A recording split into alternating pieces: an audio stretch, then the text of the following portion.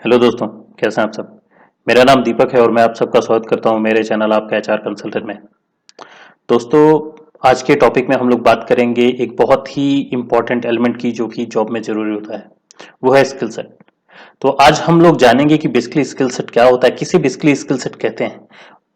तो इसके बारे में हम डीप में जानेंगे और मैं जो भी जानकारी है वो प्रॉपर तरीके से बताने की आप लोगों को कोशिश करूंगा। और साथ ही हम लोग जानेंगे कितने प्रकार के स्किल सेट्स होते हैं।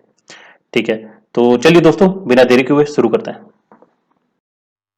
पहले मीनिंग जान लेते हैं स्किल सेट की, बेसिकली मीनिंग क्या होती है। अब नॉर्मल टर्म में अगर बोलें, जॉब के हिसाब से बोलें, तो स्किल सेट्स का मतलब नॉलेज होता है। नॉलेज बोल सकते हैं, एबिलिटीज बोल सकते हैं, एक्सपीरियंस होता है। ठीक है, ये कॉम्बिनेशन होता है। नॉलेज, एबिलिटीज और एक्सपीरियंस का कॉम्बिनेशन होता है जो कि आपको किसी एक जॉब को परफॉर्म करने के लिए चाहिए होता है। Those are actually called skill sets. ठीक है, तो उसको हम स्किल सेट बोलते हैं। अब यहाँ पे जो कैटेगरी ऑफ स्किल सेट जो होते हैं ना, उसमें कंप्यूटर स्किल्स हो सकती हैं। कंप्यूटर स्किल्स में वो चाहे सॉफ्टवेयर स्किल्स हो, ये कोडिंग की स्किल सेट्स होती हैं, एनिमेशन की स्किल सेट्स हो सकती हैं। ये सारी स्किल सेट्स जो है वो होती हैं। देन कम्युनिकेशन एक प्रकार का स्किल सेट है। ठीक है, देन टाइम मैनेजमेंट है, देन रिसर्च एंड प्लानिंग एक स्किल सेट में आता है, देन लीडरशिप एक स्किल सेट है, अकाउंटिंग एक स्किल सेट है। तो बहुत प्रकार के स्किल सेट्स होते हैं, वेराइटीज ऑफ स्किल सेट्स होते हैं। तो ये बेसिकली स्किल सेट्स कहलाते हैं। तो होप आप लोगों को डेफिनेशन क्लियर होगी दोस्तों कि बेसिकली स्किल सेट्स क्या होते हैं और किनको हम बेसिकली स्किल सेट्स बोलते हैं। अब एक और चीज यहां पे ये है कि कई बार स्किल सेट्स को ना कॉम्पिटेंसीज भी बोला जाता है या कैपेबिलिटीज बोला जाता है। आप लोग जब कंपनीज में काम करते हैं तो कंपनीज में आप लोगों ने सुना होगा, लोगों को या एचआर को बात करते सुना होगा, अरे इसके अंदर ये कॉम्पिटेंसी नहीं है, तुम्हारे अंदर कॉम्पिटेंसी की कमी है या तुम्हारे अंदर कैपेबिलिटी की कमी है। तो जो कॉम्पिटेंसीज की बात होती है या कैपेबिलिटीज की बात होती है, those are nothing, those are just skill sets. तो वो स्किल सेट के बारे में बात कर रहे होते हैं। ठीक है, तो होप आप लोगों को स्किल सेट की डेफिनेशन क्लियर हुई होगी दोस्तों। ठीक है, चलिए अब आगे बढ़ते हैं। टाइप ऑफ स्किल सेट जान लेते हैं। मैंने जो है सॉफ्ट स्किल्स के बारे में ऑलरेडी बता रखा है। अगर आप लोगों ने नहीं देखा है वो वीडियो तो आप लोग जाके देख लीजिएगा। तो देखिए, यहाँ पे चार प्रकार के स्किल सेट्स हैं। सबसे पहला सॉफ्ट स्किल्स। सॉफ्ट स्किल्स में जितने प्रकार की स्किल सेट्स है ना, चाहे वो कम्युनिकेशन स्किल हो, चाहे वो लीडरशिप स्किल हो, टीम वर्क हो, ये सारी जो है सॉफ्ट स्किल्स में आ जाती है। ठीक है, majority of time soft skills में बेसिकली क्या आती है, कम्युनिकेशन आती है।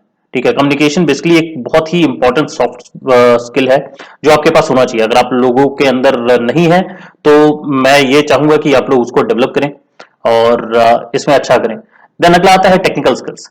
अब टेक्निकल स्किल्स जो होती हैं वो बेसिकली वो स्किल्स होती हैं कि आपको जो आपका काम है ना वो आना चाहिए।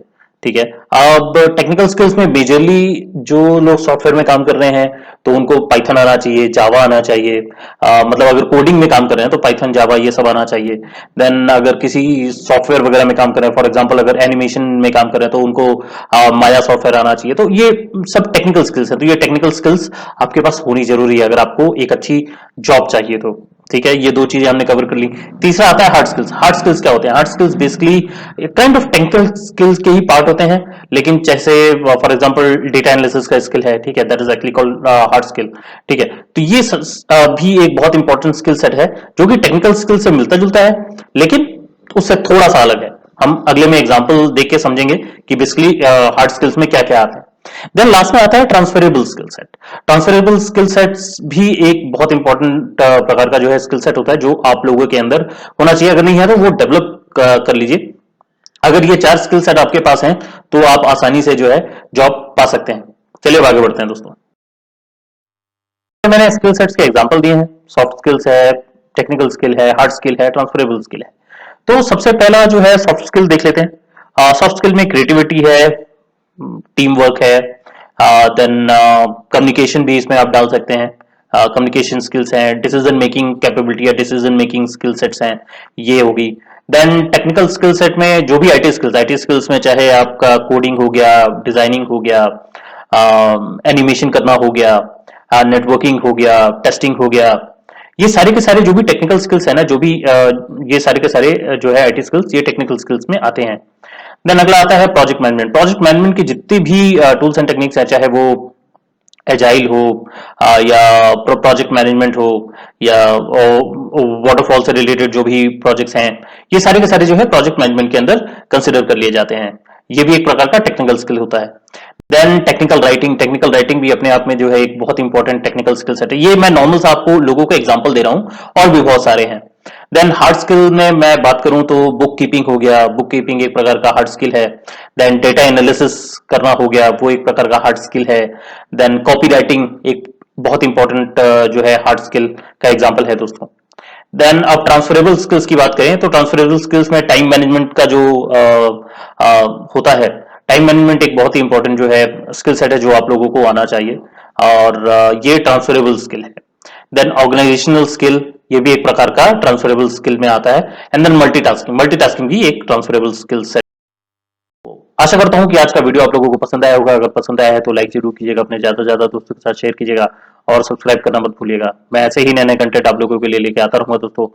और कमेंट करके जरूर बताइएगा कि मेरा आज का वीडियो आप लोगों को कैसा लगा। तो बस आज के लिए इतना ही था। मैं मिलूंगा आप लोगों से अगली वीडियो में, तब तक के लिए अपना ख्याल रखिएगा। धन्यवाद दोस्तों।